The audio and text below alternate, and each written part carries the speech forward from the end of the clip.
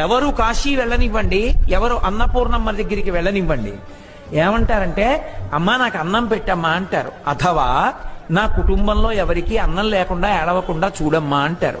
ఒక్క శంకరాచార్యులు వారు మాత్రం ఏమన్నారో తెలుసా? మాతాచ పార్వతీదేవి పితాదేవో మహేశ్వర బాంధవా శివభక్తాశ్చ స్వదేశో భువనత్రయం.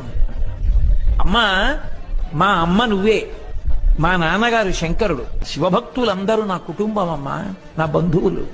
నా ఇల్లు ఈ మూడు లోకాలు. జ్ఞానవైరాగ్యములు పొందడానికి ఈ శరీరంలో ఉండడానికి కావలసిన అన్నమి.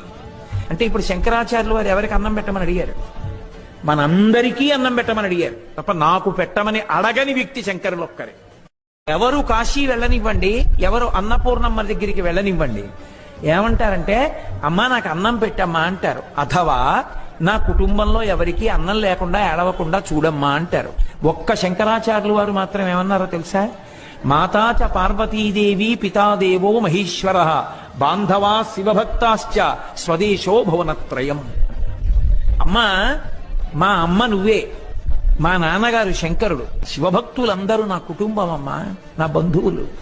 నా ఇల్లు ఈ మూడు లోకాలు. జ్ఞానవైరాగ్యములు పొందడానికి ఈ శరీరంలో ఉండడానికి కావలసిన అన్నమి. అంటే ఇప్పుడు శంకరాచార్యులు వారు ఎవరికి అన్నం పెట్టమని అడిగారు? మనందరికీ అన్నం పెట్టమని అడిగారు తప్ప నాకు పెట్టమని అడగని వ్యక్తి శంకరులు ఒక్కరే.